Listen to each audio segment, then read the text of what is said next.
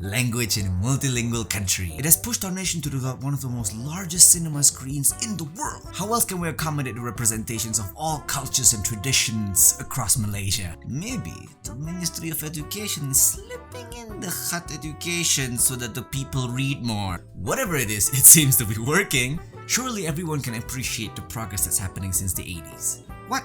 Don't want to complain Mana boleh Ni Malaysian very un-Malaysian not to complain. We must complain about everything, you know. Some of the views about the introduction of Khat is all about the inefficiency of the education system in Malaysia. Why even bother learning about Khat calligraphy when our English and arguably possibly even our Malay is just so bad? Well, some argue why not even learn coding when you're at that age? I agree, but first of all, coding is already part of the curriculum in Malaysia. And secondly, coding at 10 to 12, at that age, do they even understand what logic is in the first place? I mean, since we're so adamant about following other developed countries in our national policies, why not we look at the ultra-progressive Scandinavian countries like Finland in what their policies are about teaching coding to children? Haha! Guess what? Finnish people don't even use computers to code. In fact, they learn the logic and underlying principles of coding through interpretive dance. Sometimes Malaysians ni lurus bendul betul lah. Giving an iPad to a 2-year-old does not automatically make them Steve Jobs. Neither is letting them watch Upin Ipin make them the next Quentin Tarantino. Now, Japanese children act out drama by playing with wooden toys. I mean, they'd have to imagine the faces of these characters themselves. Finnish children, on the other hand, learn about coding by dancing. That's basically an art form, right? Like calligraphy, maybe? Not only that, even the children of Google's employees are not learning to code at that age. You quickly learn that to become a programmer, that coding is just a tool that you implement on the expertise that you already have. So if you're a radiologist, then you would apply, for example, machine learning to analyze X-ray images. Or if you're a linguist, then you would apply machine learning or do some coding to analyze Word documents. How many Silicon Valley experts do you know who is an expertise in Khat calligraphy? Then there are also people who are scared that making school children learn about Jawi calligraphy, that you automatically being forced to learn about Islam. Jawi is not Arabic, okay? Arabic people do not understand what this means. Jawi is basically the 26 alphabets just written in a non-Roman calligraphy. Hey, that don't make sense lah. Then why you learn Khat in the first place? Is everything is in Rumi or in Roman language? Well, there are at least 15,000 historical documents written in Jawi, making it the largest volume of historical data that you can find about Malaysia. And mind you, historical documents, not some prehistorical thing that no one cares about. So important documents like the Declaration of Independence, you know, the thing that gives you freedom. So there is some academic merit to it. Plus, learning about the historical documents in its original calligraphic form, you would be much more precise in extracting the informations as compared to Roman alphabets or the Rumi language that we're used to. Now, the future might be that you can actually combine Jawi calligraphy and apply machine learning to extract informations that can be used for the next generation. Isn't that a wonderful thing? But even putting coding and artificial intelligence and industrial revolutions aside, Andrew Yang, who was one of the 2020 presidential candidates, is pushing to give Americans $1,000 of universal basic income every month for free in light of combating artificial intelligence systems stealing human jobs, especially in the business process related jobs. Now, relating that back to Malaysia, that's half of our job sectors that you can find in Malaysia. That means soon enough, we will also be replaced by robots, only in more of an anticlimactic fashion. But oh wait, that's already happening in McDonald's anyway. I wonder what would be the thing that a bunch of lines of code, numbers cannot automate. I mean, what separates us humans and robots?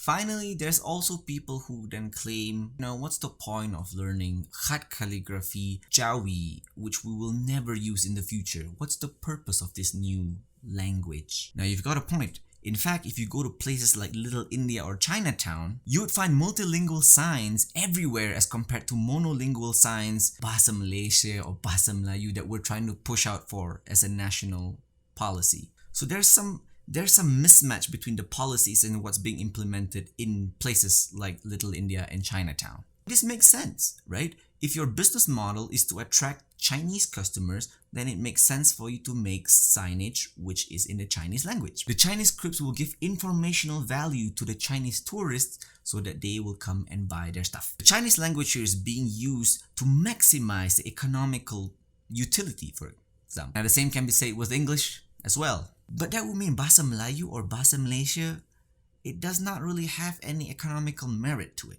It serves more as a symbolic function than an economical one. But what's the purpose of having symbolisms anyway? Now the last Canadian Prime Minister Trudeau, not Justin Trudeau, his dad, Pierre Elliott Trudeau, he's a remarkable Canadian Prime Minister whom every single Canadian aspires to be. He wasn't French, he wasn't American, but he's perfectly bilingual. He wore like a rose thing on his lapel, he wore a cape, he was a debonair and he was very charming. But what's more important is that he did with his policies and his symbolisms, forging a sort of a Canadian collective consciousness above and beyond the Canadian mosaic of having Lebanese Canadians or Italian Canadians or Jewish Canadians and so on. Now, much like our civil riots back in May 1969, his true test was in October 1970 called the October Crisis, where a group of Marxist separatists basically kidnapped one of his ministers and he had to declare martial law in order for him to restore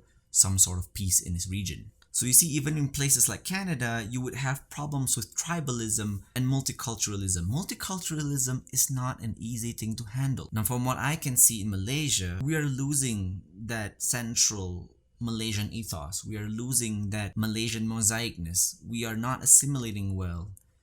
There's more distrust between the people. If people are more generally more generous to people who they see as within their in-group, within their tribe, you need to take that mosaic of that culture, the Malaysian culture, the Chinese Malaysian culture, the Indian Malaysian culture, and so on. You need to have them maintain these cultures and traditions and then embed them in a much broader scheme that constitutes a national identity that unites all of them despite of their differences. If we were all born in Malaysia with a social contract to the government and we entrust the government to put forth an idea that we can test out as a nation, and if that idea is basically using Jawi language or the Jawi calligraphy as a symbolic umbrella to forge this trans-ethnic, trans-racial identity in Malaysia, then maybe we can restore that Malaysian mosaicness ourselves. Barulah Malaysia truly Asia. Kalau tak baik tukar aja jadi Malaysia truly Malaya. Hello, this is Nikolaj.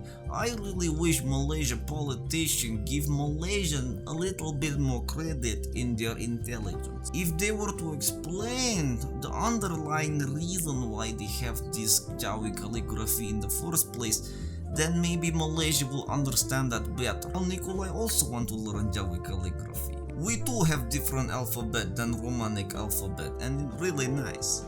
So I urge you Gruffskis also to learn Jawi in your spare time.